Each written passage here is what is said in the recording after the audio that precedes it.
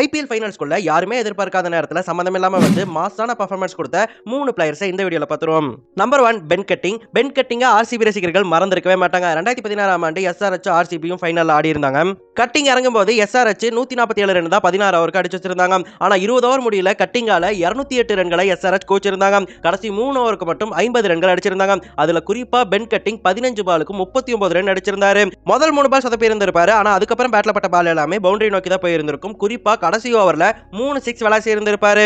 அப்படியாக 4 4 3 6ன்னு 260 ஸ்ட்ரைக் ரேட்டோட அந்த மேட்ச்ல ஆடி இருந்திருப்பாரு. இதனால 209 டார்கெட்டா ஆர்சிபி ஆடி இருந்தாங்க. ஆனா விராட் கோலியும் கிறிஸ் கெயிலும் நம்ம ஜெயிச்சே ஆகணும் அப்படிங்கிற மாதிரி 9 ஓவருக்கு நோ லாஸ்ல 100 ரன் பார்ட்னர்ஷிப் போட்டு வெறித்தனமா ஆடிட்டு இருந்தாங்க. ஆனா அவங்கள ஜெயிக்கவே விட மாட்டேன்னு சொல்லிட்டு பென் கட்டிங் உள்ள வந்தாரு. 114 ரன்னுக்கு ஒரு விக்கெட் போகாம இருந்தப்போ கிறிஸ் கெயிலுடைய விக்கெட்டை அசால்ட்டா தூக்கி இருந்திருப்பாரு. ஃப்ளூக் எல்லாம் கிடையாதுங்க. அதே ஓவர்ல விராட் கோலி விக்கெட்டை அவர் தூக்க வேண்டியது. கெயில் அவுட் ஆன உடனே கொஞ்சம் ஸ்லோவானாங்க. அந்த ஸ்லோவான சமயத்துல சில விக்கெட்டுகள் போச்சு.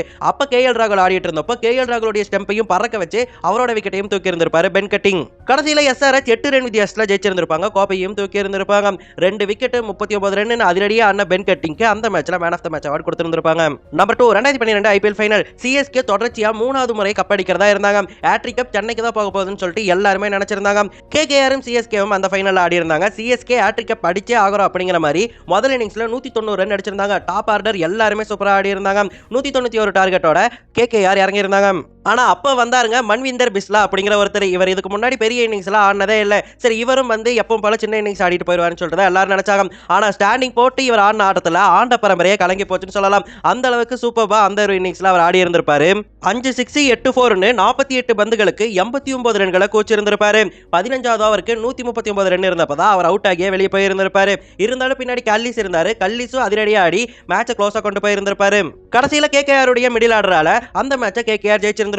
இந்த மேட்சுடைய man of the match award Manvinder பிஸ்லாக்கு தாங்க கொடுக்கப்பட்டுச்சு. எங்கோ இருந்து வந்து ஆடி man of the match award வாங்கி அப்படியே காணாம போயிட்டாரு. இது ஒருத்தர் கிடையாதுங்க, 2 பேரு. 2014ஆம் ஆண்டு ஐபிஎல் ஃபைனல்ல கிங்ஸ் 11 பஞ்சாபும் கேகேஆரும் மோதி இருந்தாங்க. ஃபர்ஸ்ட் பேட்டிங் கிங்ஸ் 11 பஞ்சாப் பண்ணாங்க. அப்போ அந்த சீரிஸ்ல விருத்திமான் சாகா நல்லாவே ஆடல. சுமாரா தான் ஆடி இருந்தாரு. 250 மட்டும் தான் போட்டிருந்தாரு. பட் இந்த மேட்ச்ல வெறித்தனமா ஆடி ஃபைனல்ல வந்து செஞ்சுரி ஸ்கோர் பண்ணி இருந்திருப்பாரு. வெறும் 55 பந்துகளுக்கு 115 ரன்களை கோச்சிருந்திருப்பாரு. 10 4 8 6கள் விளாசி இருந்திருப்பாரு. இவருடைய இந்த ஒரு இன்னிங்ஸால 199 ரன் கிங்ஸ் 11 பஞ்சாப் எடுத்திருந்திருப்பாங்க. 200 டார்கெட்டா செட் பண்ணி கேகேஆர் ஆடி இருந்திருப்பாங்க. அங்கேயும் ஒரு இந்தியன் டொமஸ்டிக் பிளேயர் நல்லா ஆடி இருந்தாரு. அதுதான் மணிஷ் பாண்டே. மணிஷ் பாண்டே ஸ்டாண்டிங் போட்டு சூப்பரா ஆடி இருந்தாரு. 50 பாலுக்கு அவர் 94 ரன்களை கோச்சிருந்தாரு. அன்பார்ச்சுனேட்டா அவுட் ஆகி இருந்தாரு. கடைசியில த்ரில்லிங்கா போய் பியூஸ் டாவ்ல ஒரு 4 அடிச்சு அந்த மேட்சை ஜெயிக்க வச்சிருந்திருப்பாரு. இந்த மேட்சுடைய man of the match award Manish பாண்டேக்கு தாங்க கிடைச்சிருந்திருக்கும். ஆனா இந்த ஃபைனல்ல நல்லா ஆடின மணிஷ் பாண்டே, ரித்திமான் சாகா 2 பேருமே பெரிய இன்னிங்ஸை இதுக்கு முன்னாடி ஆடவே இல்லை.